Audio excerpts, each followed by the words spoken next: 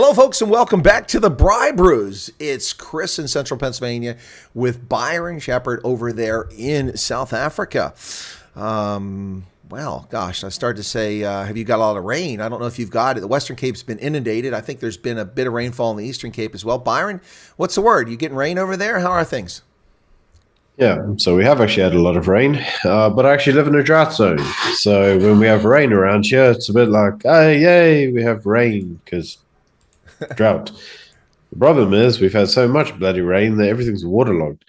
So I live on quite a decent-sized property, and yeah, half my property is underwater.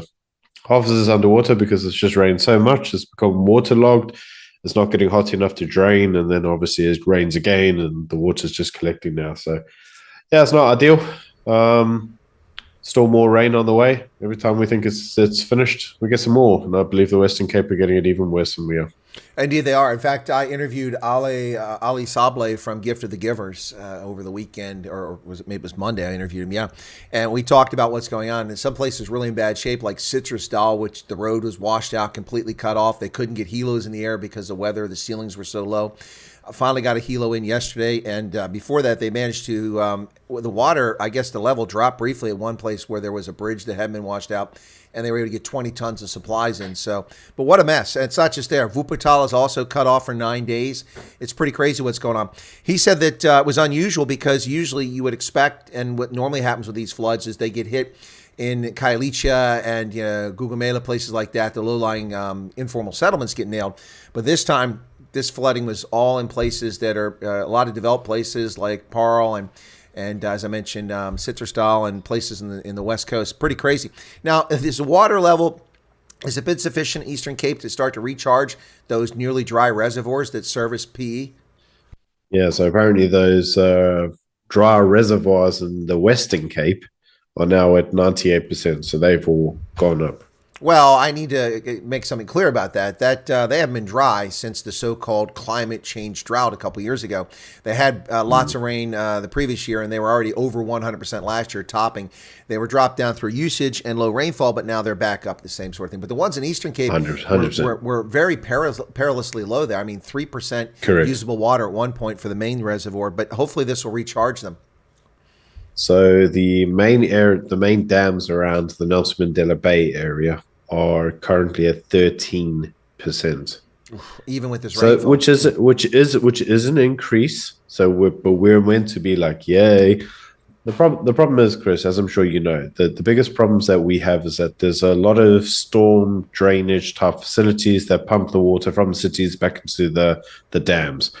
That's not occurring because none of the infrastructure is being maintained on this side of the world. So even when we get all of the rain, they can say, well, the rain doesn't fall on the dam. Well, to be honest, the rain was never meant to just exclusively fall in the dam, and then you're like, oh, look, it filled up. Like, that's stupid.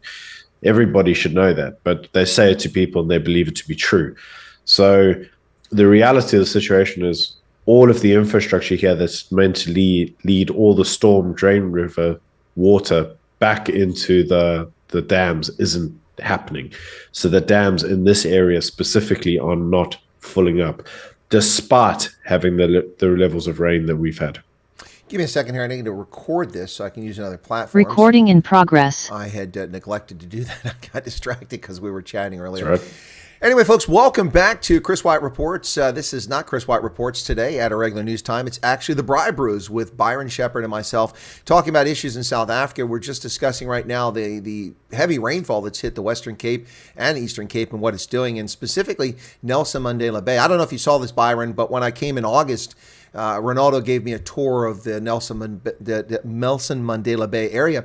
Took me out to the big water intake pipe that's out there west of town, and I did a little short, about Ujik Johnson, and I had a bottle of Jik to put into the water intake to clean the water. But that thing took off, had like 9,600 views in 23 minutes before YouTube realized it was my account and shut it down, and not a single view after that.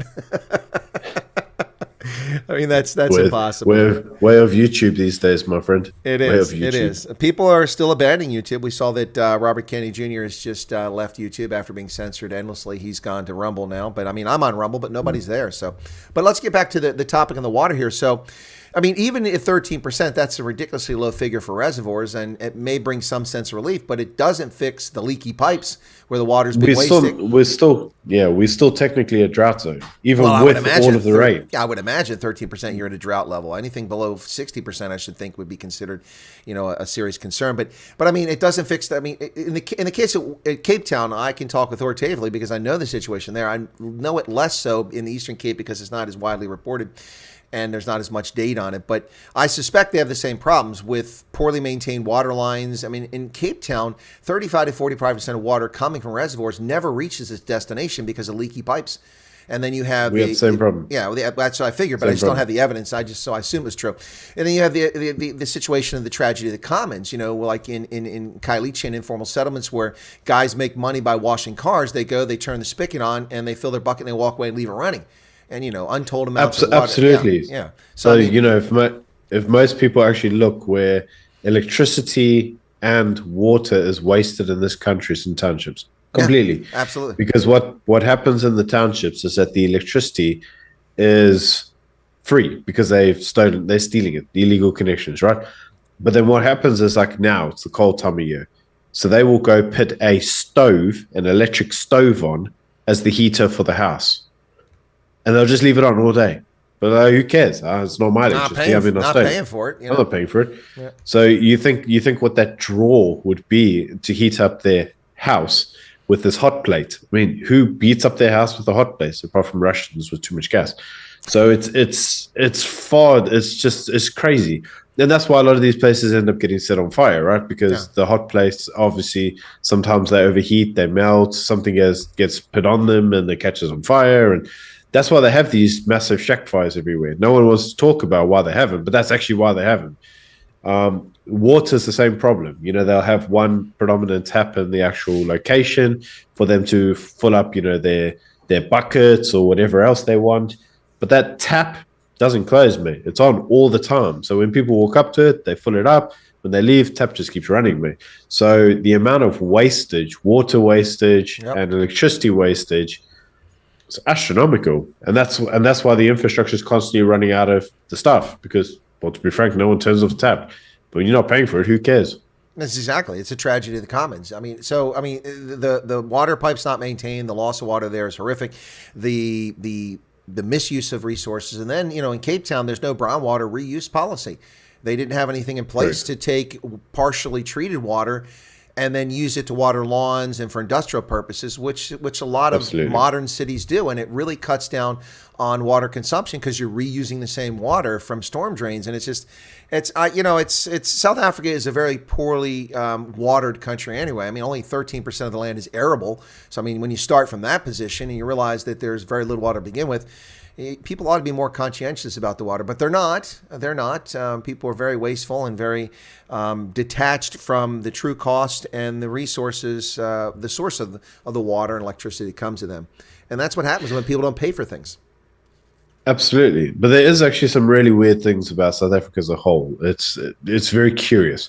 And that is, in Australia, if they build a house, it's required by law that you actually have to have forms of tanks, collection tanks, because obviously Australia is also a drought zone because it's bloody hot. So if you have a house, it's like in places like Western Australia, you have to have what we'd call a JoJo tank. In South Africa, we have areas where it's like drought zones, but there's no like requirement to collect your water through runoff from the house, any form of rainwater collection. In some respects, it's odd. However, we are now seeing that changing. Some of the new houses that are being built in the estates are required by law to have two things. One is the JoJo and the second is solar, so that they have the ability to actually be mainly off grid. Yeah, no, that's housing requirements. It makes sense to do that in places where you have that situation. Another thing, like in Botswana, it's pretty common for apartment buildings to have carports as part of the installation because it's so brutal and it destroys cars and interiors. And so you put them under to keep the temperature level lower. And JoJos are pretty common in Botswana as well. I think the same thing in Namibia. It's very common to use JoJos. Here in the States, you rarely see something like that unless you're in Texas or Oklahoma or Arizona, somewhere like that. But most places you're not going to run into that because the water resources are pretty good. But we are also misusing our water resources in a number of ways, not the least of which is one of the largest reservoirs, underground aquifers on the planet, is the Ogallala Aquifer in the Midwestern Plains states, which is filled up over hundreds of millions of years. And as a consequence of commercial agriculture, we've been draining it for a century. And at the rate we're draining water from the Ogallala Aquifer, we'll drain it completely within, I don't know, 100 years or something like that. It's pretty scary. But people living for now and not for the future, not very wise. They really need to come up with a way to use water more efficiently out there. But no, water is a major resource and it's important. And there's been talk for 3 decades the next wars will be water wars. Well, there have sort of been water wars already, but we're talking about, water world sort of thing, that kind of water war. But that's coming down the road, just a matter of time. It's a question of where it's going to happen, but will happen. Michael Holmes says, is Byron mostly English? No, he's mostly entirely South African, if I'm not mistaken. I am South African. Mostly entirely. I come from England. I come from English stock. Yes. So, but I'm 100% South African. Yeah, he's one of the cocky South Africans. Sorry, it's a reference to the Anglo-Boer War. The Afrikaners will like that.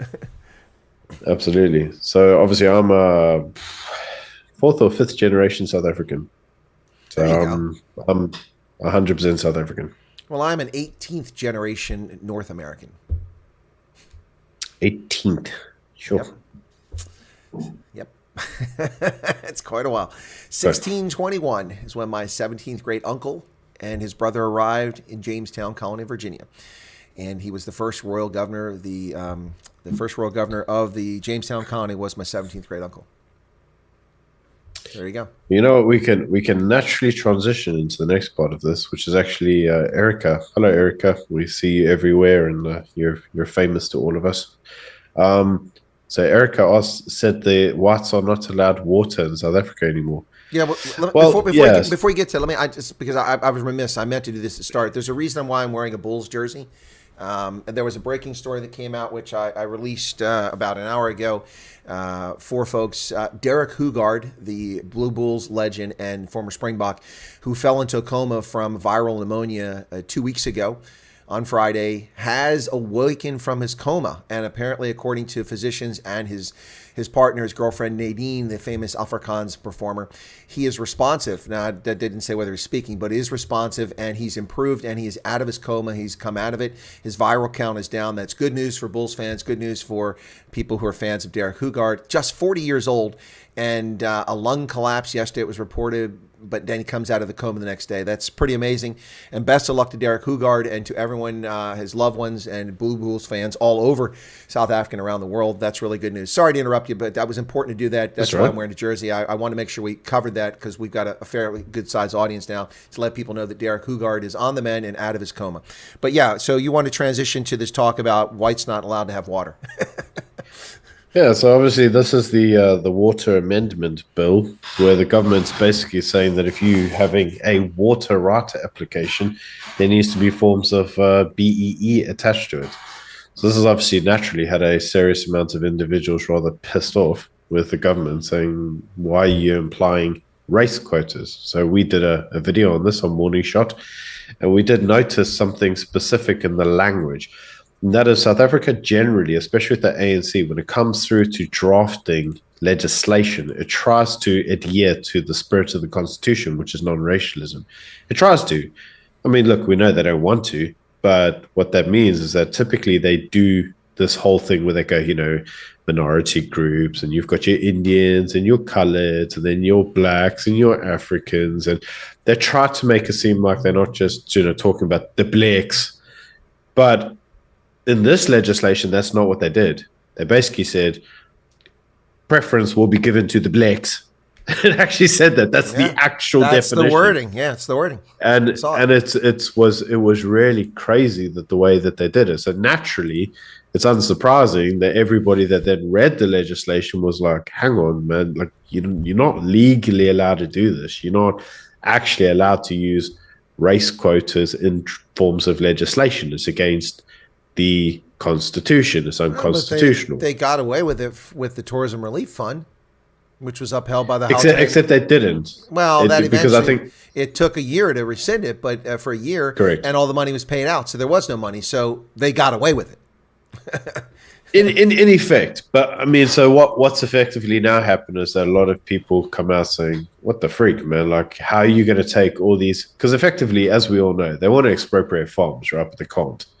So they've tried to amend the constitution. That didn't really go too well. They've got the Expropriation Act, which potentially could allow it to do something like that, but we don't really know what that's going to look like yet.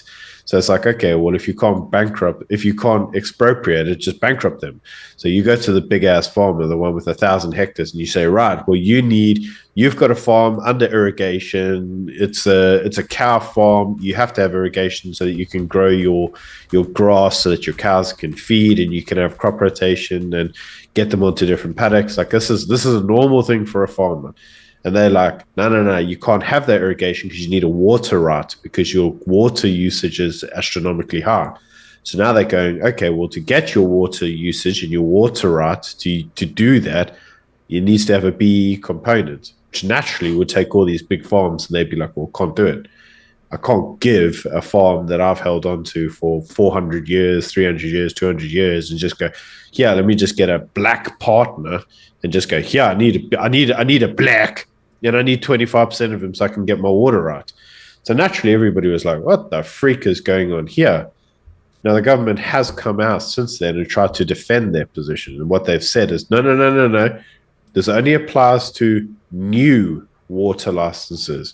And as 98%, this is their statistic, of the water rights in South Africa have already been assigned, technically this only applies to 2% of potential new licenses that could be there, maybe, right? So they're saying actually the impact of this race legislation would only be like 2% of water rights. Anything is new. No, but that's bullshit. If I come to South Africa and invest as a foreign investor and buy farmland to do modern farming techniques or to train black farmers, I will be affected by this. I won't be able to get water 100%. rights. So that's bullshit. 100%. That's just racism. It's they can dress it up any way they want, but they're disgusting, vile racists who confer advantage or disadvantage based on an immutable factor of skin pigmentation, and they can shove it up the rectum, and that's what needs to happen to these clowns. Case closed. Absolutely. And I would agree with that. So obviously their logic was, it's only a smaller percentage. But the actual legislation itself, when you read it, doesn't actually say new licenses. It says it also applies. They're just claiming it. But the actual legislation claims to arise or apply to any applications for water license. So if you speak on it on a strict definition of the law, any application means any adjustment, any renewal, or any new application, because it's any application to a water license. So it affects, they say, oh, well, it only applies to 2%. Well, that's a lie, because every water license has to be renewed. So technically that renewal is an application. If some bright spark in the office turns around and says, well, it's an application, you need a BE, you can't legally fight against it and say, well, that's not what the law says, because the law is open-ended, like a lot of the things that these clowns are doing. Yeah. So naturally, the legislation has been challenged in court. There's a high probability, I'm not going to say it's going to happen, because South African courts now are becoming kangaroo courts, but there's a high probability that it will get kicked out on the basis of being unconstitutional. But hey, you never know, man. It's Africa, and the courts these days are getting more, should we say, left-leaning. You know, the unbiasedness of the constitutional courts and the high courts and so forth to not just interpret law in favor of ANC ideology is disappearing very quickly. Well, there's a better term I use for courts like that. They're called captured. They're captured by the political elites, and that's what they do. I want to address something in the chat here that's tangentially related to that story, because Michael Holmes put this point out, and I captured the comment so that I misrepresent it. Michael Holmes said that about 64% of black people in South Africa are languishing in poverty, but only 1% of white people, 6% of Indians and Asians experience poverty. This is a finding by the South African Human Rights Commission. What do we do about this? Well, number one, it's not by the South African Human Rights Commission. That's a racist organization that is a vile, reprehensible organization that uses its position to demonize minority South Africans, and the data didn't come from them. They stole it from the Statistics South Africa government who compiled the data you're talking about.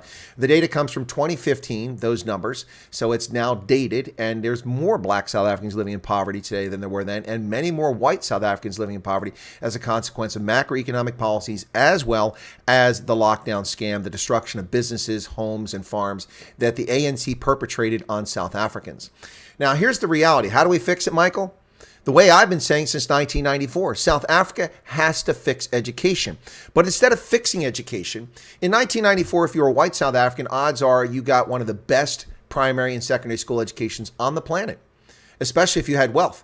Your kids were sent to private schools, which were on a par with Eton or better than Eton in the UK. They were amazing. Now, there are still some South Africans who get that level of education, but when the government got its hands on public education, it eviscerated and destroyed it by taking money away from schools that were successful and stealing it and not appropriating it properly to schools that need it. As a consequence, we have 4,000 schools in South Africa that don't even have flush toilets. Kids dying in feces, choking to death. And this is not made up. It's a statement that's true. People dying, kids dying in schools, going to the bathroom, dying instead of getting education. We have teachers who are predatory in KwaZulu-Natal, where the HIV infection rate, I don't know the current number, but 15 years ago, 75% of the male teachers in KZN who were black were HIV positive. And they prey on young girls. And we see prepubescent and pubescent girls who are impregnated, infected with HIV, dying in their teens or getting pregnant and or dying. And this is a scourge. Textbook contracts, BEE tenders to buy books for schools in the Eastern Cape. The textbooks are never delivered. You have to fix education. There's an undeniable link between poverty and education. Studies have shown that the higher a person's qualifications, the more likely they're to be employed, even in South Africa, and absorbed into the formal labor force. In 2015, the numbers I was telling you about, 79.2% of South African adults with no education lived in poverty because they have no education. By comparison, 35.6% of adults with only a matric qualification lived in poverty. So the poverty rate for people who finish high school is half of those who have no education.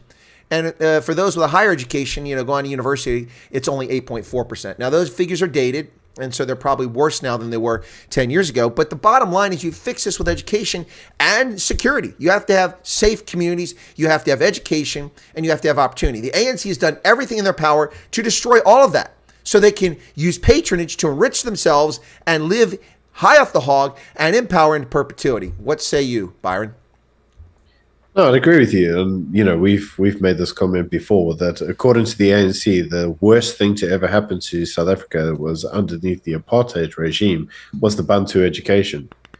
The Bantu education system was apparently terrible, which is ironic because the people running this place were all educated through the Bantu education system. So it's like it was so bad that we say the people that were educated under it must run the place. That makes sense. With that being said, I mean, we've recently seen, obviously, the news that, kids are not able to read anymore.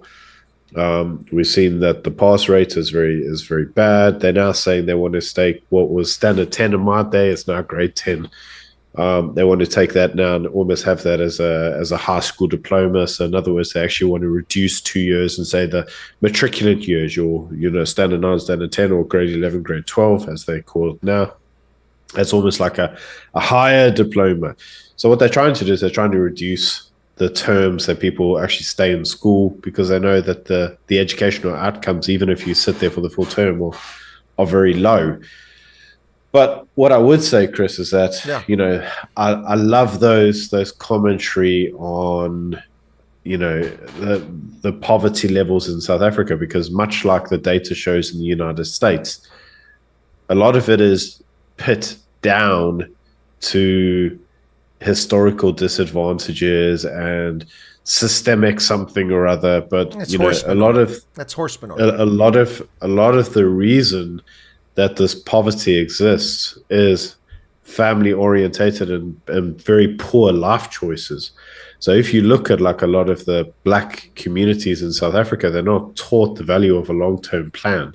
So it's like when you see these individuals, I got 62 of these individuals that I employ. Right, I got 62 employees here in South Africa. I know what the crack is. Some of them you pay a paycheck and it's straight to the bar. Yeah.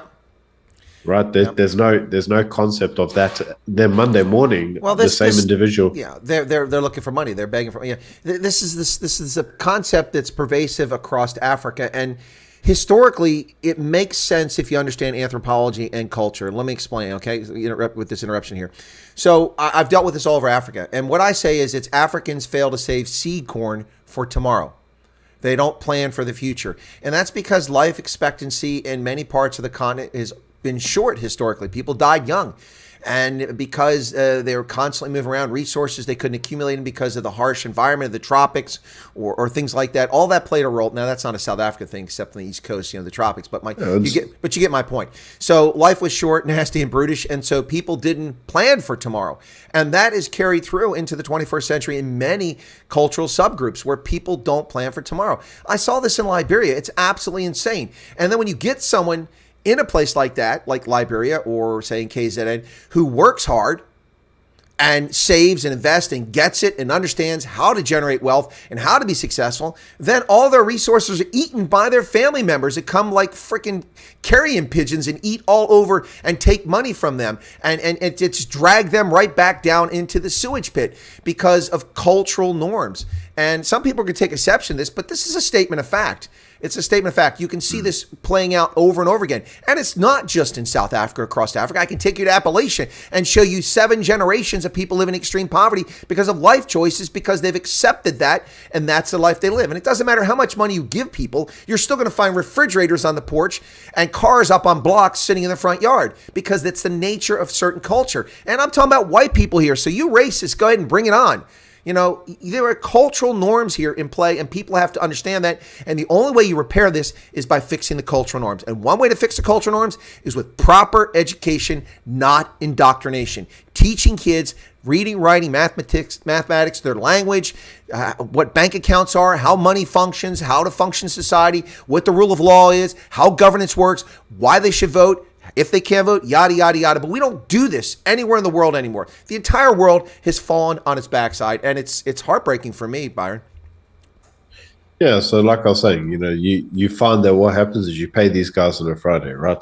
The weekend, they're straight in the bar.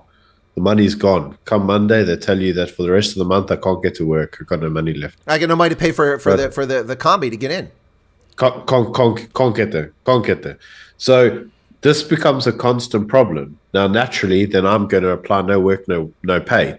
So that individual's not going to get paid for the end of the month. They're not going to be able to come to work, and then obviously they end up losing their job. The white families don't have this problem because it's typically like the white families will teach the kids, like, don't go spend all your money at once. You need to budget for the month. It's a decision type basis. So you may say that, well, where's the problem originate? Well, I think it originates in the home. Now, there are arguments for why that may be the case. Somebody once explained to me that for the white population in South Africa, where did the majority of whites first learn to start to drive? And the answer was, well, probably actually at the foot of your father. So your father was driving the car, you in the backseat, you already started getting road sense, right? You saw your dad slow down for traffic lights, you saw him go off, you saw him navigate traffic. You had a sense of how a car actually worked. Many of the black individuals, when they were allowed out of their areas and into the main suburbs, they didn't have that experience. They were immediately like, here's a car, go learn to drive. And they were like, okay. So the reality is they had far less experience than their white counterparts. The failure of modern South Africa, though, is that we don't give the individuals the time to catch up to everybody else. We just go, no, we need transformation. So, we're not going to give you time to learn the road and the structures and the rules. Yeah, just have your license. Off you go, drive your combi. Yeah. Because we need you to have a job and we need to show that we've had transformation. So they're not giving it appropriate time for people to actually learn good work ethic, good experience in the workplace, how to actually manage their finances, how to save. Like, people still think that an apartheid money just came through and people were given a house and they never had to pay anything back. So even now, when they go out there and they get a bond, they don't really think, well, bonds have to be paid back. Credit card has to pay back. It's like, no. Surely the government just pays for that. Like, surely, what do I have to pay for that for? And again, it's as you rightly point out, it's an educational piece. So if any individual wants to sit back and look at it and go, yeah, but look at the poverty difference. The poverty difference isn't systematic. It's not a symptom of the system. it's poor choices, it's poor educational choices. And unfortunately, that is going to continue to occur whilst we fail to address the elephant in the room, which is the education system doesn't prepare people to deal with this. But it's not just a problem of the educational system. It's also macroeconomic home environment. Well, that too, and macroeconomic policies, which are atrocious. So the ANC's Absolutely. macroeconomic policies cripple South Africa. You know, I can run through the litany of things here. Why, as a foreign direct investor, I wouldn't want to put my money in South Africa. Number one, I have to build my own power station in order to run my factory, because there's no reliable power. And the power I get from Eskom will spike, destroy my electronic panels, wipe out my computers, cost me endless productivity and lots of money to replace that stuff. That's number one, no reliable electricity. Number two, I have to hire my own security force. If I send trucks to deliver my goods to the port, they can't take the rails because the rails have been stolen and the cables are gone. So they got to go by highway. And if the truck breaks down, which does happen, they're going to be raided and stolen. All my goods stolen. That's a loss I have to absorb. So I have to provide security for theft from my own employees, from people breaking into my factory. So that's electricity theft. Then on top of that, I've got to deal with a hostile government that, because I lack melanin in my skin, is going to come after me, and eventually, like Zimbabwe, because I'm foreign, try to say, well, you can't own this here, and try to make me divest, like Elon Musk, give 30% to someone based on their skin color, or you can't have Starlink. So guess what? You don't get Starlink, but Mozambique has it. Botswana's getting it next month. This is so you add all that, then you take the absolutely abysmal, and as a business owner and an employer in South Africa, I'm sure you can attest to this, the varying wild sine wave of levels of productivity in South Africa's workforce. Most of the workforce is atrocious. It's absolutely atrocious. Absolutely. I have to spend money training. I have to spend money sometimes teaching people how to speak English. I have to spend money teaching them how to do their job over and over again, waste money and resources doing that for people who should have come into employment prepared to work and capable of working, and only need occasional, additional things when we change things or modernize. You have to throw that factor in there. And then you have to throw in the factor that the rand is in a crapper because the government is spending money they don't have, borrowing money from Europeans, Americans, and wasting that money and stealing it. And it is in all the corruption and graft. You throw all this together, and South Africa, I didn't even get to the infrastructure with the missing railroads, the ports that are corrupt, they're inefficient, yada, yada, yada. You put all that together, and South Africa is not a good bet. Why would anybody in the right mind, other than the grifters trying to make money from the just energy transition, why would anybody put their money in South Africa? Now, that having been said, people who are savvy know how to make money even in difficult environments. I can become a multimillionaire if I had the patience to go spend 3 years in Liberia, because I know how to work the system. But I'm not that kind of person. So, I mean, you could do that in South Africa too and become wealthy. So, just saying. Any thoughts on those comments? Yeah, so, I'd say that for me personally, when I look at the problems that are occurring here in South Africa, you're right. A lot of them are due to ANC policy. I agree with you, however, on one thing there, and I think it's something that South Africans you get agree or very disagree? upset. No, I agree with one thing you say, and it's something that South Africans get very upset about, and that is that the workforce in South Africa is no longer as good as people think. That's and it isn't just it's not even just that it's a symptom of training. The moral environment, it's funny because you can see certain habits in individuals in South Africa. When they're white, they want a really high paycheck, but they don't want to do a lot for it. They all want to be the bossy. Don't ask them to do a lower job, because they're not doing it. They're not prepared to do it. They want a high paycheck. It's beneath them. They're not doing those jobs. So I find that whenever I recruit white individuals, the salary expectations are always very high. It's like the job don't carry that. And they're like, well, I'm not prepared to come to work for that. And you're like, well, don't come to work. Don't come to work. But listen, I got to tell you, Byron, my wage level is quite high, but I'm worth it. That's what they all say, mate. And then tomorrow morning, that's the very same person who will be on Facebook turning around going, there's no opportunities in South Africa, you can't get a job, we need to immigrate. Which is ironic, because then they'll go abroad and they'll become the au pair, which is a nice way. They'll make beds in a Hampton Inn for $10 an hour, which is almost poverty wages, Absolutely, but there won't be a domestic in South Africa because that's beneath them, right? So it's not beneath them to be a domestic in the UK, but in South Africa, no, that's not for me. So then you get to the next issue. You get the black individuals that come to work.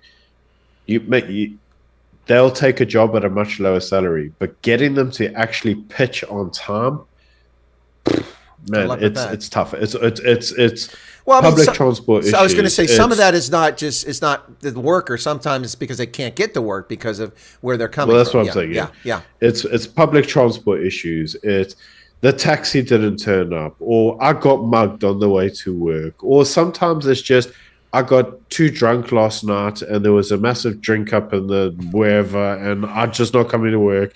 Sometimes it's especially if you employ a queenie. Oh, mate, if you employ a queenie, it's like you're 2 hours late. Oh, no, I'm not late. Okay, well, you're supposed to start at 9 and it's 11, so you're 2 hours late. No, I'm not late. It's like, I'll work when I want to work. It's like if you get a proper queenie, like, oh, forget it, man. Yeah. And then when they're actually at work, you're like, right, can you answer the phone? No, I don't want to answer the phone. It's like, but I employ you to answer the phone. Yeah, but I don't want to answer the phone. So you end up finding that for some of the black individuals, like work seems to be something that they can come and negotiate you about. And again, it's like if you're a foreign individual where I own a company in the UK, I'm not used to that. I'm really not used to that. I'm used to saying to you, answer the freaking phone, and you answer the freaking phone. Like that's it. It's like you have to say to a lot of the individuals, and businesses are a monarchy, and I'm the king, and I tell you what to do. And if you don't do it, I get the barons, who are my managers, to execute you and throw you out the door. Like, this isn't a democracy. Yeah. But like, especially in the black population, everything's a democracy. Like, we're all going to sit there and negotiate it. Nope. So much so that we're never actually going to do anything. Right. Because we're all going to be busy talking about. Well, it sounds like the ANC government. But that's the educational piece, because that's how they've been raised, right? Yep. So it's actually working in South Africa is really tough. Like, it's not as straightforward as you would think. I don't have a lot of these experiences in the UK. Mm-hmm. When I go to hire in the UK, if I get somebody to do a low menial job, they don't come to there telling me, I'm not going to do that, it's beneath me. If you either take a job or you don't. It's that simple.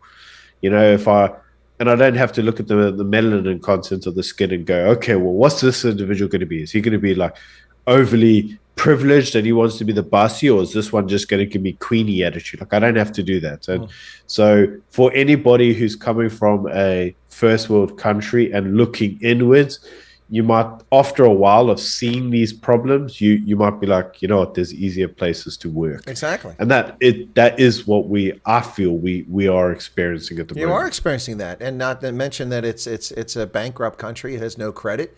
All of those things play a role here. But the sad thing is that that's becoming the norm everywhere. In the UK, yeah. I mean, I got people verbally assaulting me working at a Starbucks. I'm like thinking, shut your damn mouth. I'm not talking to you. Why you interject yourself in my conversation here? That's not your role here. You run off of the mouth about politics. That's not your place to do that. And here in the U.S., it's when I lived in Iowa and I taught at Iowa State University, my neighbor ran the Kmart, which is a big, store or retail store. And it was one of the first ones in the country that went to the model where they had, goods and then groceries as well. So it was like a hyper store, had all that stuff in there. It was early days back in the mid 90s. My neighbor, Todd, he fired someone because he caught them stealing with the camera from the till. They were taking money and putting it in their pocket, caught them. And so he fired the person. And he announced for the position. Now, this is in a college town, a university with 35,000 students. You think there'd be people trying to work. But the unemployment rate in Iowa was 1.6%, which is artificially low. So what happened was that the only applicant for the job for the till operator was the person that he fired. So when you have full employment, you have a problem. And that's when I discovered this back in the 1990s. You get people who aren't qualified, who should not be working, should not be in the workforce, or doing jobs they shouldn't be doing. They have attitudes, they have poor work ethics, or they're thieves, or whatever the case is. And all of those people wind up in the workforce. Now, in South Africa, all of those people are a significant portion of the workforce, regardless of the employment rate. So you've got to deal with that. Now, we're seeing that here in the States now.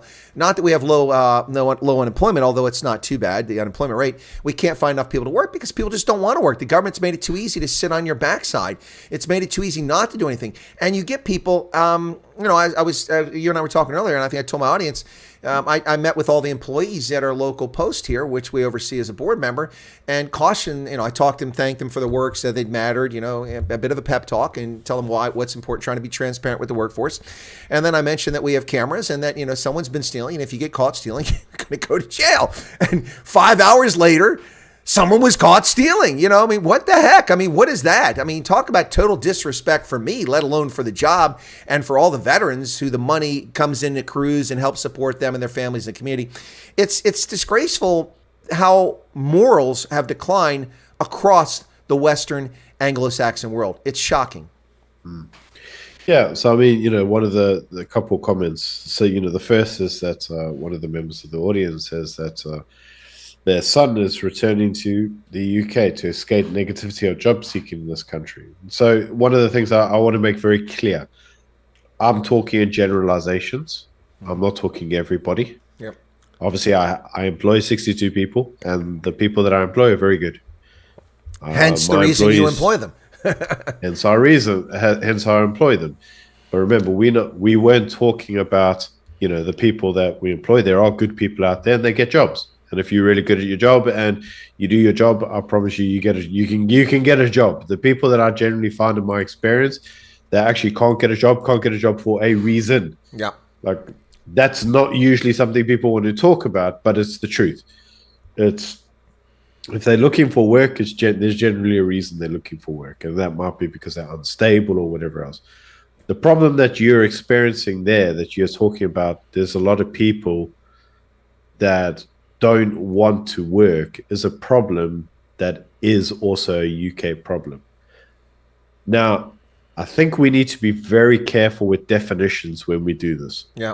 So I'm going to talk about the definitions and actually get this very clear.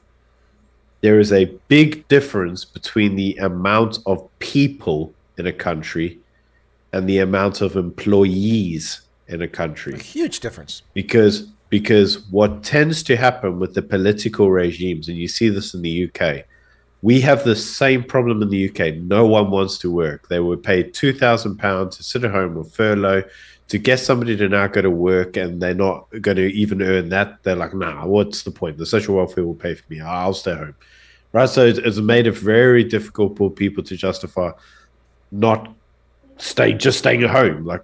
So the government's answer to that is to say, well, there's a big degree of worker shortage. So the government's like, okay, I know how to fix this. What I'll do is I'll import people from abroad. And so what we found is that last year, the official statistics are that the amount of foreign immigration that went to the UK, this is net, was over 1 million people. In a country of 62 million people. That's insane. It's insane. And that is happening every single year and has been happening for the last how many years? So we're saying, in the last 10 years, I think the population went up by like 20 million people net, most of them to be foreign. Like, the UK is not the UK anymore. No, it's not. But just because you added 20 million people to the population count does not mean that you added 20 million workers. No, because they come with little ones and spouses and but at the same time, many of them go to the UK to not work. Yes. That welfare system that everybody else is sitting there going, I'm not going to work. When they get there and realize that welfare is there, guess what they do? They go, I'm not going to work. Let's be honest. That not when they get there. Many of them go there for that reason. Same reason they shop 100%. Destination for Germany. They don't 100%. Get the same sort of bennies in France, and that's why they try to get across the channel. No, and Michael Holmes says you go to the UK, which has a big welfare state that works. It does not work. Have you been to the UK? Have you been there, Michael? The welfare system doesn't work in the UK. Teen pregnancy, shockingly high. Drug use, shockingly high. Alcoholism, shockingly high. Poverty, extremely high. Why? Because people are living off the dole and having more dependents than that money supports. Why? Because they can. It does not work. It's destroying the British society. And I'm not talking about English and white and Scots and Wales. I'm talking about it's just destroying the country. It doesn't work. And the United Kingdom is on the verge of bankruptcy itself. Interest rates have shot up to 6.5%. And it's just, look, this cannot continue. The pound, it's surprising to me the pound still exists. We'll see how much longer the pound can last. Probably not another 20 years at the rate that this country's going. But the UK, it hollowed out its industrial base.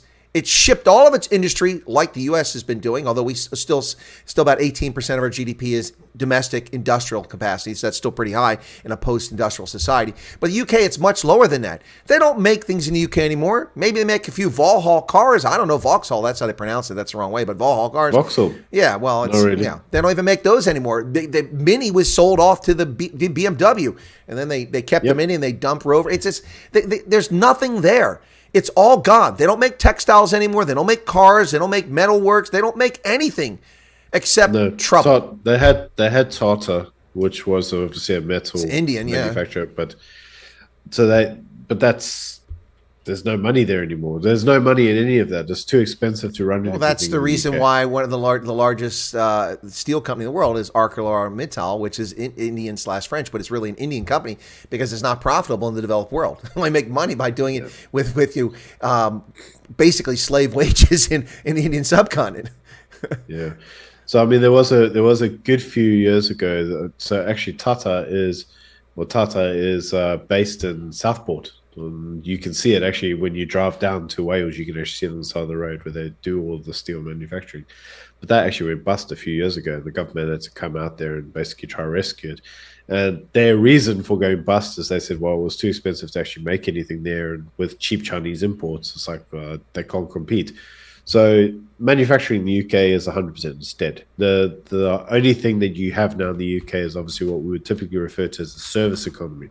So the service economy obviously being things like compliance, audits, insurance, accounts, like things that you can do on a computer. So at the end of the day, that's all that's really left. And as I've said, even call centers, places like that, they get shipped off abroad because it's just not feasible to run those things in the UK anymore. The problem then becomes that the jobs that are there can't find workers. The government says, well, let's just bring in more people because naturally more people equal workers, right? And they're just like, well, no, it doesn't. It just means more people that the system has to feed, and you're still not clogging up the holes of the workers that are left because the workers you actually need a skill, and these guys don't have skills, right? Now, again, just to be clear, we are talking in generalizations. This does not mean everybody. There are naturally people that do go to the UK and they are very good workers and they do very well and they thrive and whatever else. We're talking in generalizations. So, the moral of the story is that the UK has the same problem in the UF. We can't employ people. All we do is we bring in more people into the country as if that's going to solve the employment problem. You hear it when the politicians talk, well, we've employed this many new people because then we've got more people to employ and now we've got somebody to make our Starbucks, it's going to be cheap. And then they wonder why Starbucks couldn't get anybody to go work there. They're like, hang on, but we got all the millions of people and there's still no one to make my cheap Starbucks. You're like, because people don't equal employees. You can't just naturally equate them. So you got more people in the country that you now have to service, but you still don't have the services being done completed with the people you have, but you got more people to pay for. And that, unfortunately, is where the UK economy now is. And unfortunately, anybody who looks at that social welfare system will understand that social welfare system is dead, mate. It's dead because it's unsustainable. So exactly. Almost nobody's paying into it, and it's just going to collapse. And the way it's not collapsing is they just keep borrowing 100%. money. Just keep borrowing 100%. money. Yep. But you can't borrow that money indefinitely. So, the UK government borrows because, as you rightly pointed out, we've still got the pound, and the pound is still the strongest currency in the world. So it still does very well. However, the current problem is that we now have 2024 on the harassment, and the reality is it's probably going to be a Labour government that gets elected. That's probably going to be. I'm sorry, go ahead. It's probably going to be a protest vote. It's probably going to be people are just shuffle with or fed up of the Tories, and they just want an alternative. The problem is, as you know, and I'm sure this is the case even in the US, most people don't know what they're voting for. So they know that they want to vote for a protest. They go, I want the alternative because I want to show the Tories I'm unhappy. But what they're not doing is going, well, actually, what is the alternative? And one of the first things that Labour said is they want to reverse the Brexit deal. They want to go back into the European Union. The problem is, by returning back to the European Union, one of the articles of association now says if you reapply, one of the first things you have to do is you have to adopt the euro, which means that they will lose the pound. Exactly. No, it's Michael Holmes is taking exception to what we're saying, but Michael, your facts are not supportable. The UK doesn't have low income inequality. In fact, the Gini coefficient is about 36 for UK. There's plenty of wealth disparity in the United Kingdom. Owning land in the United Kingdom is something reserved for very few people. Very few people can own land in the United Kingdom, whereas in America, anybody pretty much can own land and can afford it. Just depends where you live. Maybe not farmland in central Pennsylvania or Kansas, but you can certainly buy land. No, it's we're not distorting anything. Have you lived in the UK, Michael? I've been to the UK endlessly. Byron has spent a lot of time there and lived between the two places. You're saying that 22 years I lived in the UK. There you go. But so he's saying I had some experience. Yeah. He's saying that that the UK is way better than the US and South Africa by government access to basic service. That's nonsense. What are you talking? What basic service? You know, we have supplemental food programs here. We have free lunches for kids in school. We have free loans. We have grants for low income people to go to university. We have free public transportation in many places. What services are you talking about here? Medical care. Every jurisdiction in this country is required to provide emergency room medical care for anybody, regardless of their origin or where they came from, whether they're American or foreign national. So, you know, people just, this is nonsense, you know. But in the UK, this is an unsustainable system. So Michael says the NHS and expensive healthcare. Okay, so the NHS. Oh, dear God. So the NHS, the beloved NHS, may we forever bask in her glory, the glory of the NHS. This was the first mistake. So the problem with the NHS is that you cannot say it's not expensive, and you cannot say, oh well, it's free healthcare, because you pay this amazing thing called NR, National Insurance, and on that NR. There's this big bill. It's like a third of your salary that goes towards the NHS. No, council so taxes. Third. The council taxes are above, mate. Yeah. So you have to pay your council tax separate. So this is you have your PAYE, and then you have your NR contribution. I still have a UK payslip. I get paid in the UK, so I have to pay for the UK NHS. I don't even live in the UK anymore, but I still pay for it. And the problem you inevitably have is this: like 33% of your salary is going towards those basic services. Now, the inevitable problem you have is that you now want to use your NHS, right? Your beloved NHS. You go out there and you get, let's say you get a script, you know, a prescription. You're going to pay for those, mate. They're not free. Like £20. Have you seen what the medication costs? Sometimes the medication only costs like £5. I got to pay £20 for a prescription. Like, so they're charging me extra. They're earning £15 from me to write the script. Yep. Right? The prescription. That's even if I get to see the doctor, because the current wait times, even to have a telephone consult, are 8 weeks. Right? And that's to have a telephone consult. If you actually need to go see somebody in person, it could be you may be talking 3 months, 4 months. Yep. If you go to an accident emergency line, you're meant to call the telephone number and tell them what your emergency is, so that they can authorize you to go inside for an emergency. For an emergency. Whereas here in America, you must be treated by law in every jurisdiction if you're in an accident like that. That's just crazy. But you see, they don't want you to walk in there because it might not be an emergency. So call the number, tell them what the problem is. They will tell you if you can go in. That's the nanny and they'll book you dictating to you. That's what that is. They decide what's important. You know, the same like in the NHS. I mean, what about the family whose child had a rare form of cancer and they refused to give the child care? And they said, just go to hospice and die. The parents took their child to the Czech Republic for an experimental treatment, and then they were incarcerated. They took their child from them for endangering the child. Who's that? That's nonsense, utter nonsense. Now, Michael was throwing some red herrings out here about healthcare, saying the U.S. spent 17.8% of its GDP on healthcare, nearly twice as much as the average developed country. Yeah, and there's a reason for that, because we bear the cost of your healthcare. Do you think all these drugs are manufactured by Aspen Pharmacare and Indian Pharmaceuticals and Chinese Pharmaceuticals and Russian? No, they're manufactured by, with the exception of GlaxoSmithKline, which is a UK company, and Axo Nobel, which is a Norwegian slash British company. With the exception of them and Sandoz, virtually every pharmaceutical on this planet is developed and tested in the United States, and we bear the brunt of it. We pay an outrageous amount of money for those pharmaceuticals, and then other countries set the price at below cost, like Canada and countries in Africa, so that people pay a song for that while we carry it. Where do you think MRIs came from? Heaven? They were developed here. Where do you think ultrasounds came from? They came from here.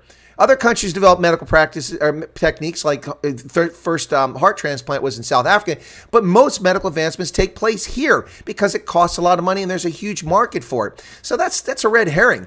Yes, we pay a lot for healthcare, and there's a reason for it. We have the best healthcare in the world, if you can afford it. No healthcare tops ours if you can afford it. So that's why we pay so much for healthcare. Also, we have a government intruding in the system and distorting the outcomes with their Affordable Care Act, which dumped millions of people onto the public rolls, which we have to pay for with taxes, which is sucked out of our economy. That was paid for differently in the past. So that's a red herring. The fact that the UK only spends 12.4% of their GDP on medical care doesn't tell me anything. But people that I know in UK who can't get a medical appointment for their child for rhinitis or for allergies for 4 months because there's not enough doctors, because the state controls the number of doctors, and they go abroad for care. That tells me a lot more about the state of medical care in the United Kingdom. Come on, man. Statistics are statistics. You can give me statistics all day, but those statistics of who spends how much, if anything, just, if you look at it neutrally, go, wow, well, the Americans spend a lot more in healthcare. Well, maybe they have better healthcare. That's not necessarily the case, but the point is that telling me the UK spends less doesn't mean they have a better system. If anything, it would maybe indicate they have a worse system. But anyway, just saying. So the interesting thing about that is that, let's actually talk statistics. Yeah. So in 1958, the GDP expenditure for the NHS was 2.7%. Mm-hmm. In 2019, the GDP expenditure on the NHS was 8%. That's 2019. So 400% increase. In 2021, the GDP expense on the NHS was 11.9%. Over 500% increase as a percent of GDP. Look at the increases. So when you look at it, and you remember this is gross domestic product based on the entire country. Mm-hmm. At this point in time, there is no other industry in the UK that has a higher amount of GDP attributed to it, which means that predominantly the NHS is, if you look at it, the NHS is the UK economy, and that's highly problematic. Yeah. Now, Mike, I'm sorry, go ahead. Michael's making assumptions here. He puts another comment in saying it's a red herring to say a private system has more innovation. I didn't say that. Neither did Byron. The American medical community is not a private system. There's no such thing as the healthcare system. That's a red herring in itself. It's a lie. In America, we have for-profit hospitals. We have private religious hospitals like Lutheran and Catholic hospitals. We have public Lutheran and Catholic hospitals. We have government medical facilities for the military, for the Veterans Administration, one of the largest healthcare systems. That's actually a system in the world. And then we have state-owned institutions by the different states around the country. It's no healthcare system. That's the big lie. And the reason there's so many competing different sources of medical care, plus private practice for all the specialists who have their practices everywhere, that sparks innovation and competition. Unfortunately, our medical system is influenced, infected, and undermined by the government's Medicaid and Medicare and setting rates for things and underpaying. For instance, I had to go see a dermatologist. The bill was $464. My insurance, which is I pay for, provided by the fact I'm a retiree, I pay for that. The insurance disallowed the entire thing and told me I had to pay $78 for the bill because that's what's allowable. The company, the business, which it cost $400 for the service, couldn't bill that much. So the government said 78, but then the government made me pay the whole thing because they said I just went there of my own volition. I never had a referral. Unfortunately for them, I have referral, so I have to pay my $36 copay. So I pay $36 to visit a dermatologist for 6 minutes to tell me to keep taking an antibiotic that they told me to take. I didn't need that visit or the gas wasted. They billed $78. The government pays the other $38 to $30 some of it, and then the other $300 of it is lost to the business. That's the government intruding the medical care system, inflating costs, and it's just, look, it's, no one said a private system. Germany, people are always talking about Germany, it's great healthcare. Germany has great healthcare. Private healthcare, not the government healthcare. There's a system there, same thing like South Africa and the US, you've got private and public. It's a misnomer. But when the government in South Africa now intrudes and says there will be no private healthcare, single payer, we will determine who goes where, that's when populations become less healthy and poor. And that's where the UK is, and that's where South Africa is headed very rapidly. Yes, so obviously what we are able to do using a lot of this kind of analysis, I suppose, and even this argument, is transition into the next question, which is that of NHR. So as it's been rightly pointed out, the South African government seems hell-bent on copying UK policy at every single turn, and one of the things that they've decided that they would like to do is obviously have an NHR system, similar to the NHS. As we've just discussed, the NHS has got rather expensive now, and the UK economy is just an NHS. As an economy, it is just basically the work the UK government. How that's going to work for South Africa when we actually can't afford anything here already really is curious. But the government doesn't really seem to give a flying monkeys on whether or not it's feasible or not. They seem to be pushing ahead with this regardless. Oh, absolutely. It's just crazy. It's bat crap crazy what they're doing, and it defies reason unless you look at it from the purely cynical standpoint of a couple of outcomes. Number one, another chance for graft, corruption, and line their pockets. And number two, a cynical election year ploy to salvage what's for sure going to be a below 50% result for the ANC in 2024. But it's not going to salvage anything, man. But they're not that bright, Byron. They're not that bright. They think they're still running around talking about expropriating land when virtually no black South Africans are hungry for farmland. The land that people want in South Africa is for a home. They want to own their home and the plot that it's on. They're not running around going, oh, I want to be a sheep farmer in the Karoo. You need your head checked if you want to do that. Or, I don't know, a sheep farm in the Eastern Cape, you know. I mean, but the ANC is not particularly bright. They're just not. And they think that these things will work, and I think that's one reason. I think they think it's a cynical ploy. But the real thing for me is it's probably just another opportunity to line people's pockets and patronage. Dole contracts out to your friends, and there you go. It's, we saw this week the guy from Digital Vibes from the Ministry of Health finally taking a fall, even though Zweli Mkhize still sits in Parliament, despite the fact the Special Investigating Unit found him guilty of corruption, only he just didn't go to trial. He still sits in Parliament drawing a salary. Anyway, go ahead.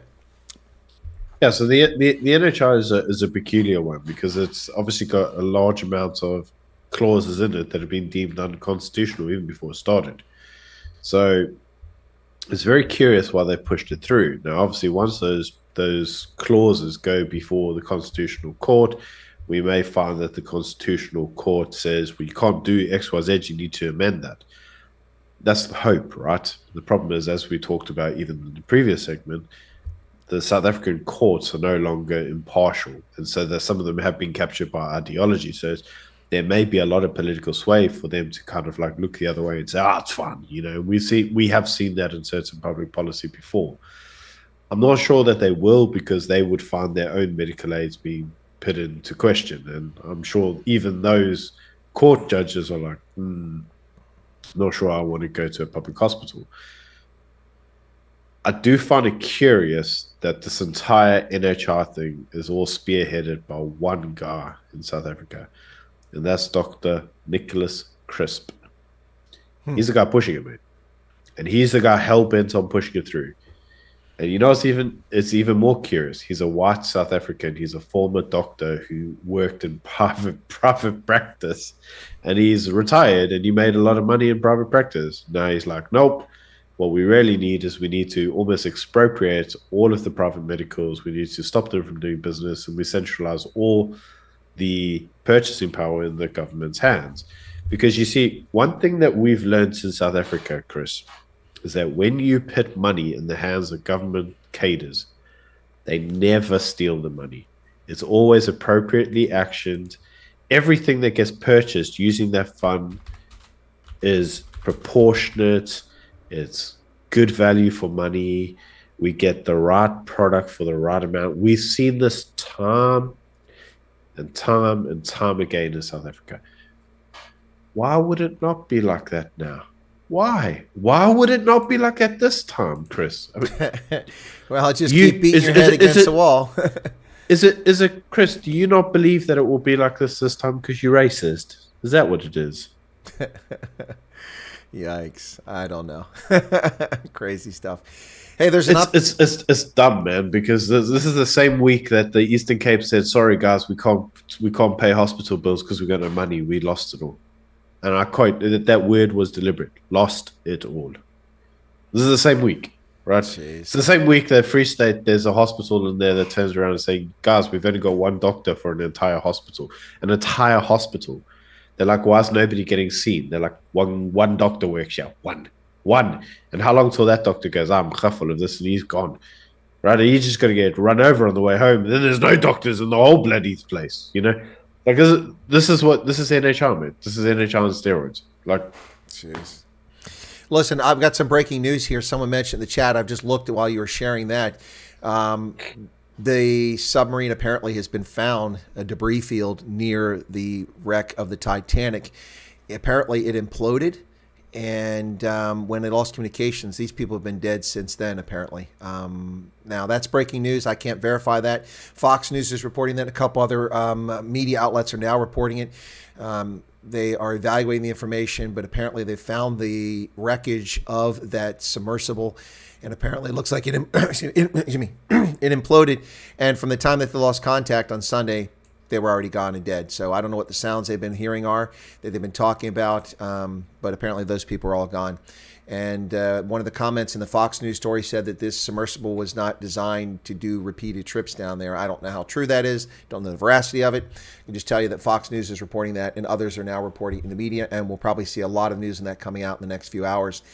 So sad news for those who were hoping for a rescue of the people below the Atlantic. And now they'll be resting next to the Titanic, sadly. Sorry to interrupt, but that was breaking news I had to share. No, that's fine. That's fine. I have seen some of the news regarding this whole thing, but I can't say I've actually been following it. Yeah, no, it's rich billionaire playboys, doing dangerous things, like experimental flying. It's just a matter of time before Virgin Galactic or Blue Origin or one of those guys has, rich people die in one of their space flights. That's going to come at some point, unfortunately. But yeah, it's going to happen. Yeah.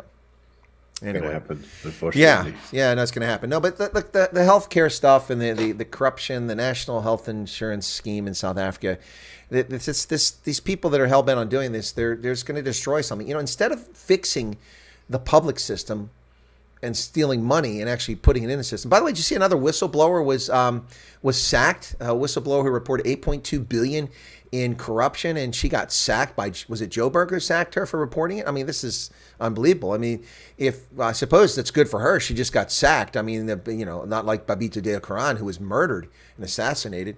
Being a whistleblower in South Africa is a dangerous thing to be. Yeah, absolutely. But let us also not forget that, also take into account the NHR story, one of the whistleblowers that were assassinated in South Africa was a person who whistleblowed on the health department's corruption scandal on PPE procurement. Yep. NHR, baby. NHR. Oh, it's like... Not the right path. You look at it, and you have to look at this government at the moment and just think to yourself, like, there's a real problem with policy now, because the policy that's coming out of it just seems to get more. And I said this to Ramon the other day, we were talking about it, and I'm going to say the same thing I said to him. It's just dumb. It's not even like it, you used to once upon a time look at it and go like, oh, it's like, it's ideology, it's the NDR, it's this. Now it's just dumb. Like the water licenses. Like, yeah, it's just stupid. Why would you just write, preference must be given to the blacks? Like, it's dumb. It's just dumb.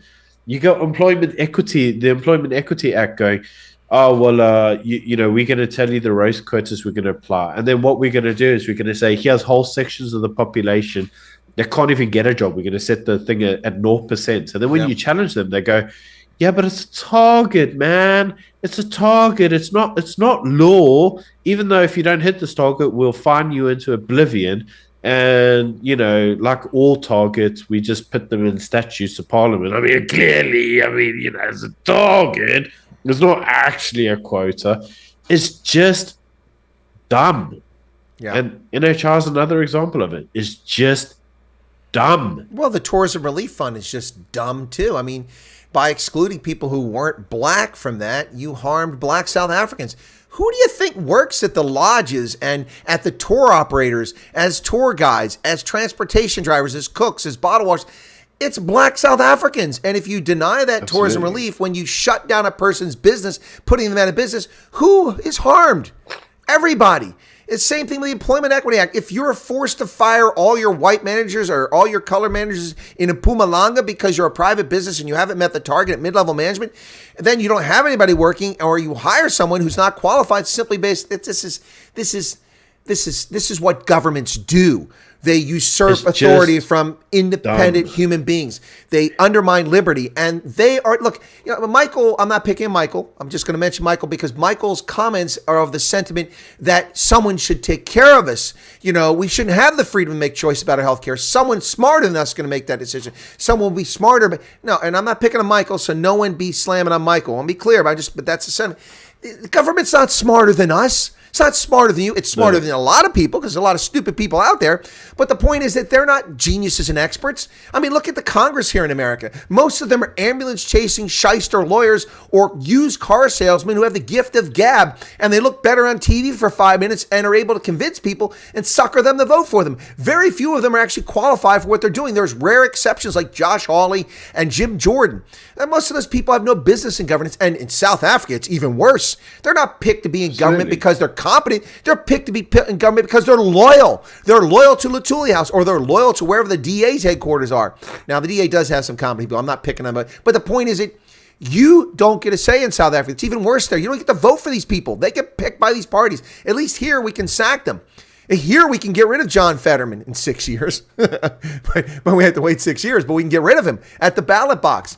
These people are not special. King George is just born King George as a consequence of his mother having sex with his father, and he was a result of it. That didn't mean he sprang from God or from divinity, or he had some great innate ability to be anything. If anything, he's a boob. He's a clown.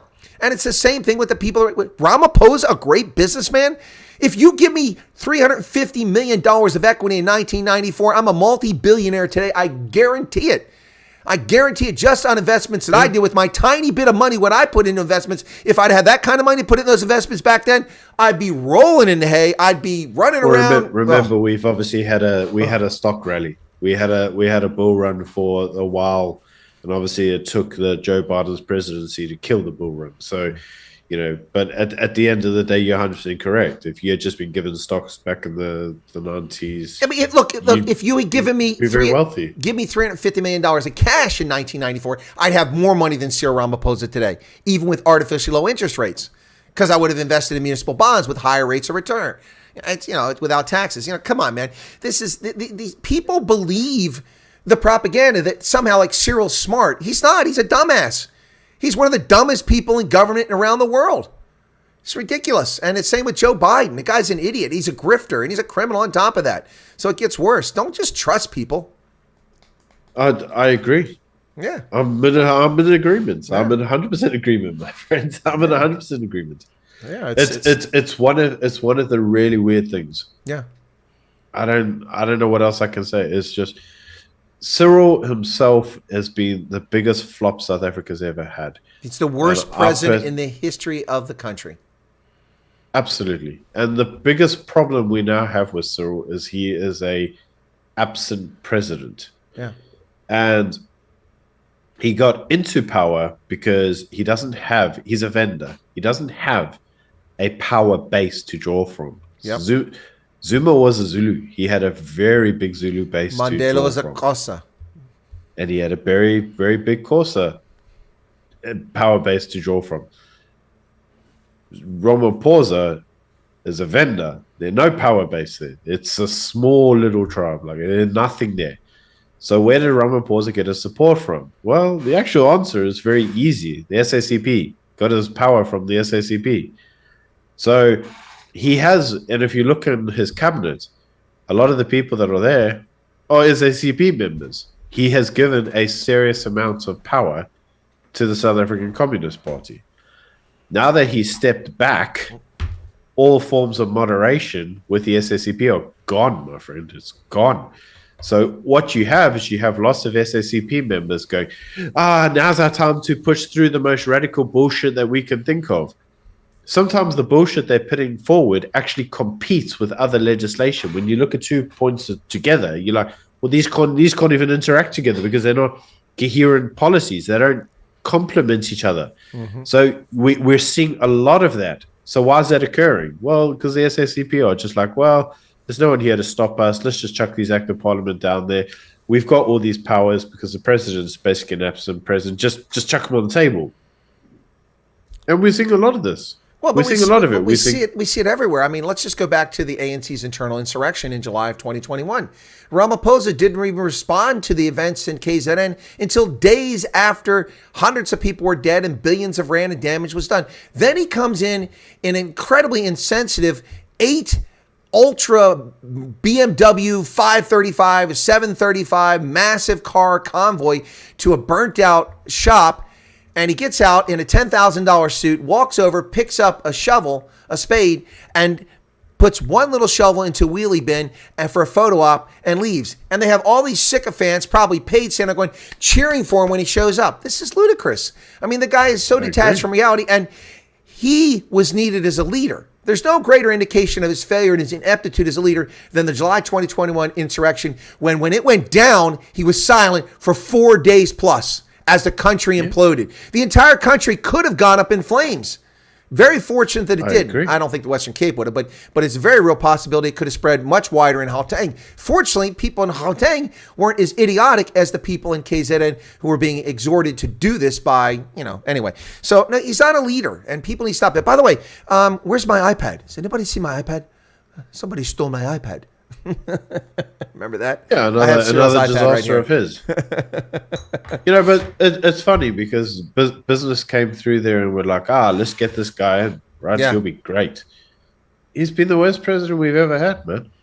Worst president by far. Ramon and I often say this on Morning Shot, but you actually have to look back and you have to see all of the bullshit policies that the ANC, that South Africa was always scared the ANC would push through. Yep. None of them were pushed through by Zuma, my friend. Not one. No, it's all come from Ramaphosa. They said to Zuma, you should do expropriation without compensation. Nope. He said, hey, not for me, yeah. They said, Zuma, you should do NHI. He said, hey, not for me. Yep. They said, Zuma, what about taking away people's firearms? He was like, Yep. Right. Oh, what about employment equity, Zuma? We should amend that. He's like, yeah, fair point. No, absolutely true. I mean, all this nonsense has occurred on Ramaphosa's watch. Every one of them. And I stand here as someone that wrote and was published on this and someone that commented on this in social media when I was still on active duty because it wasn't something that would get me in trouble, but I'm talking about LinkedIn and things like that. It said that South Africa has a chance, but Ramaphosa has to be serious about what's coming next. And I'm not convinced he is. And I was right. No. I was 100% right. No. So the problem is that everybody obviously was like, Ramaphosa, he'll sort it out. Not me. The guy has been the worst disaster we've ever had. And you know what? With hindsight, I'm now looking back at Nelson Mandela's decision to appoint Thabo Mbeki and not Ramaphosa. You're understanding why. I'm like, that guy knew. That guy knew. Mandela knew. Yep, Mandela knew. He knew that Ramaphosa was a buffoon, a grifter who rose to prominence because there was no one else there at the time, just as a labor guy. That's because the CODESA made Ramaphosa, and all these fools believed his kind words. Well, what they did is they all looked at him and said, he's a successful businessman. We must know what's going on. He's a trade unionist who was very successful in business. Like, That's, you know what we call that, Chris? We actually have a word for it. It's called a unicorn. He's a unicorn. Yeah, Look, it's a unicorn, guys. Like, he's the unique, unicorn all right. will save. He's unique, But the problem is that unicorns don't exist. No, so not in the real world. It was a scam. It was a horse with a cone stuck on his head, and now people are realizing it was a horse with a cone on his head. It wasn't a unicorn. Hey, unfortunately, it's too late. Well, it is. It was too late in 2017, 2018. But let me just thank everybody. We've got 100 people currently watching. Thank you for that. Triple digits. Appreciate people showing up for this broadcast. Please give us a like if you happen to be new or you're a viewer of Byron's from Morning Shot and you've come over to check it out. Thanks for coming over. Please become a subscriber here. We're desperate for attention, desperate for viewership, desperate for subscribers, because this is a insignificant platform according to the crap weasel down under. So I just thought I'd share that. It's I want to shift gears real quick here, Byron, before this is up. And the reason I want to do this is because now apparently he's given an interview to Pinol, but initially the only interview he'd given out was to Morning Shot, and I had reached out to him months ago and never got any response from Gate McKenzie. So before you respond, let me just run through a few things here, because Morning Shot has come out and talked about Gate McKenzie, and since that interview he's done three things that come up that are in the press, and a fourth thing just came up, but we'll talk about these three. And I'll say one thing, Gate McKenzie seems to be a master showman, and he knows how to get attention. I'll give him that. Now, I'm not going to accuse him of anything. I'm just going to say the things that have come up. So the first was that, I will accuse him of one thing, though. That's the first thing. He went to Aranya, and after that he went into Mpofu Walsh. Talk about a human waste. That guy is useless. But Mpofu Walsh, he went on to his program. Guy's very confused about who he is, by the way. He's half white. But Mpofu Walsh goes on there and says Aranya is racist. I don't need to go there. I don't want to go there. He didn't want to learn about it. But Gate McKenzie, to his credit, said, I went there to learn about it. There's things we can learn from people there. But he agreed with him and said Aranya is racist, to which I have an issue with. Gate McKenzie owes an apology to Aranya. He has no evidence that it's racist. The fact that there aren't black people there doesn't mean that the community is racist. There aren't white people living in the Ingiyama Trust in KZN. That doesn't make the Zulu racist. Just means that they aren't living there. So Gate McKenzie went to Aranya. That got him a lot of attention. The next thing that came up is he apparently got the permission of Central Karoo last year when he was mayor to do a fundraiser in Santon City in which 3 million rand was raised. And to this day, apparently, according to press reports, I can't verify, this is what the press says, that 3 million has not shown up in the Central Karoo. And apparently there's another story that says that it's in the account of an attorney who has business dealings with Gate McKenzie. So where are the 3 million rand? Why weren't they spent? And did you spend your own 3 million rand? And then this is just the money to compensate you? I don't know. So that's the second story. He's getting a lot of attention on. And then this other one, this strange one in which in a by-election in Joburg, apparently, the DA is accusing Gate McKenzie of paying off their candidate 5 million rand to withdraw from the race. That's a bizarre one. And then he just came up again. So you guys famously said, and if I get this wrong, correct me, on Morning Shot, that the PA, the Patriotic Alliance, and Gate McKenzie will be a factor in the 2024 elections. Or maybe you said they could be. You can clarify that. I think that people are overstating the Patriotic Alliance's impact, and I could be wrong. I'm not on the ground in South Africa. I'll get a better feel for when I get back there. But what's the deal with Gate McKenzie? Is he just good at getting attention, or is he becoming a lightning rod because people are afraid of him and they want to attack him, or is there something untoward going on here? What are your thoughts? Yeah. Okay. So I want to start off by just confirming we went to interview Gaten and we did 2 videos. Okay. The first video we did was we did an interview with him where we allowed him to talk. Mm-hmm. We were the first interview he gave. Yep. And I believe the interview was a good one. We allowed him just to speak his mind, and that was great. The second was we got the, let's call it the North Korea treatments, where we were showing all of the things that he wanted to show us, and we did a video on it. The Potemkin villages. we didn't make comments on it. We didn't say whether we believed it or not believe. All we did is we showed what we were showing. But at the end of the day, without us going through and spending a load of time and just asking people on our own what was going on, we were shown we showed what we were shown. So has Morning Shot publicly supported or said that this is our man for 2024? No. But you know what? I don't think we'd ever actually claim anyone's man for 2024. That's not what we do. We listen to everybody. I'm not implying that people shouldn't infer that. So I just wanted to say that to start. Yeah, no, that's fair. Put that out there. That's a fair disclaimer. I can answer the question. Go ahead. So the first point you made was around Orania. So I know that following that meeting, I actually had a conversation with Gaten about this, and he called me up and he's like, "Oh, I went on this show. It's all journalists like this." I'm like, "Well, unfortunately, some of them are like this, and as you know."